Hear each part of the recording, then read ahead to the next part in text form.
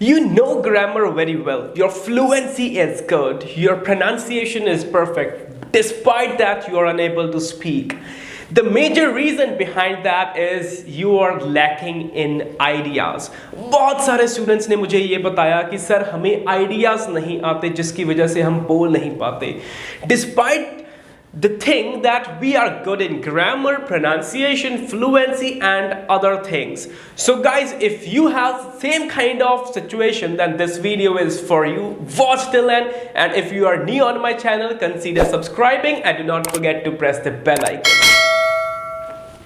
So first and foremost thing is that why you need ideas. आपको ideas की ज़रूरत क्यों है?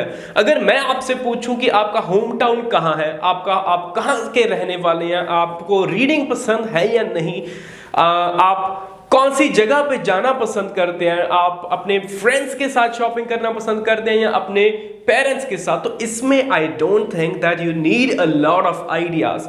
आपने सिर्फ अपनी बात कहनी है. The IELTS interview is just about yourself. Okay, it's just about conversating with the other person.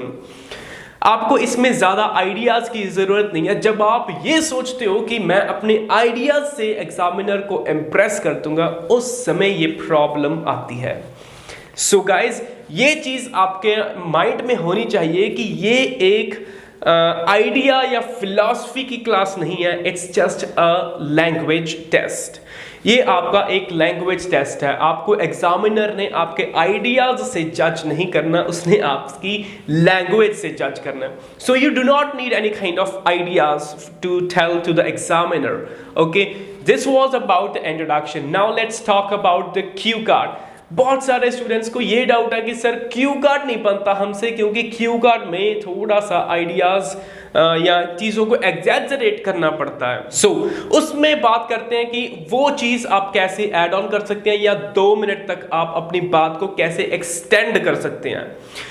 Guys, जब भी आप क्यू कार्ड स्टार्ट करते हो, आप डायरेक्टली स्टार्ट कर देते हो, या आपने जो प्रिपेयर किया हुआ है, आपने जो क्यू कार्ड प्रिपेयर किया हुआ है, आप वो डायरेक्टली आप जो एग्जामिनेशन हॉल में या आप इंटरव्यूअर के सामने जब जाते हो तो सब चीज़ें भूल जाते हो कि मैंने क्या पढ़ा. जो भी ईडियम्स, फ्रेजेस या आपने वोकैबुलरी जो भी याद की, आप सब भूल जाते हैं. The reason is you get nervous.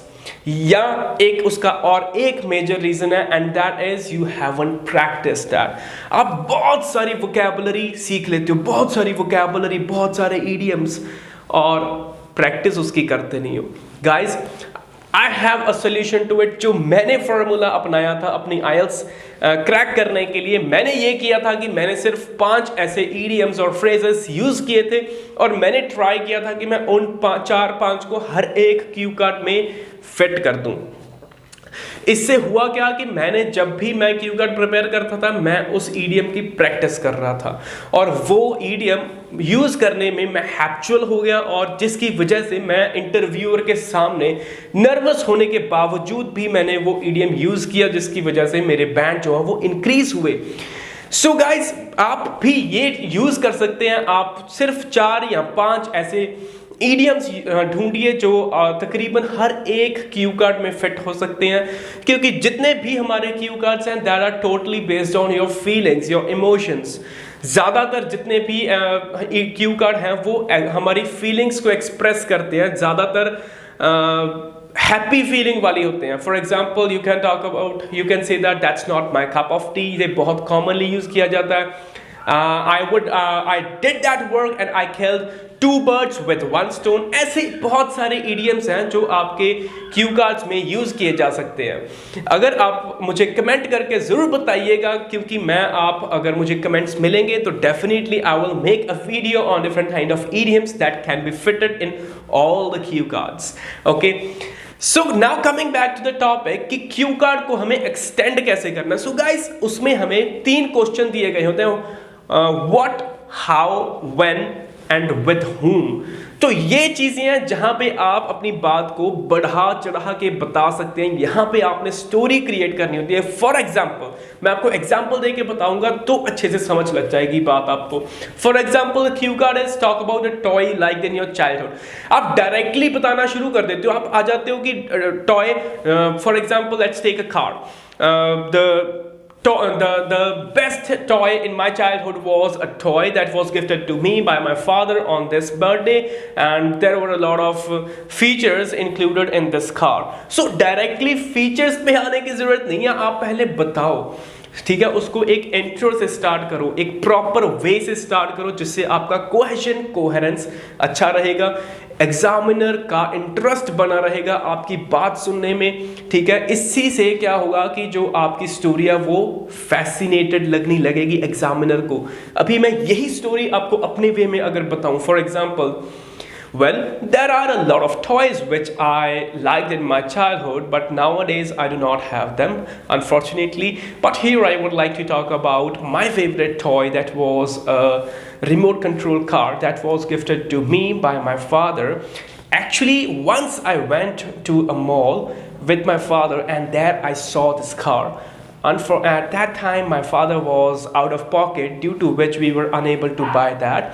After that, when we came back, I was really sad, and by seeing it my father got emotional and he decided to buy that car. He did work hard, and after that he purchased that car on my birthday.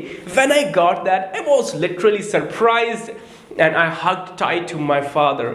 ठीक है, सो देखिए same ही चीज़ है। अभी तक मैंने features car के बताए नहीं, लेकिन मैंने अप्रॉक्सीमेटली 1 मिनट कवर भी कर लिया। अभी इसके बाद मैं उसके फीचर्स बता दूंगा, फिर मैं उसका बता दूंगा कि मैं अपने फ्रेंड्स के साथ खेलता हूँ। सो आपको लगा होगा कि थोड़ा सा स्टोरी में कितना मैंने चेंज कर दिया। तो चेंज क्या किया और कैसे किया? द थिंग इज, जो आपका प्रोडक्ट है आप उस तक पहुंचे कैसे? आप डायरेक्टली मत बताओ कि मुझे कार दी मेरे फादर ने या जिसने भी दी। आप उस कार तक अप्रोच अपनी लगाओ कि उस तक पहुंचे कैसे। मैंने यहां पे लगाया कि मेरे फादर ने मुझे गिफ्ट की थी, एक बार हम मॉल में गए थे।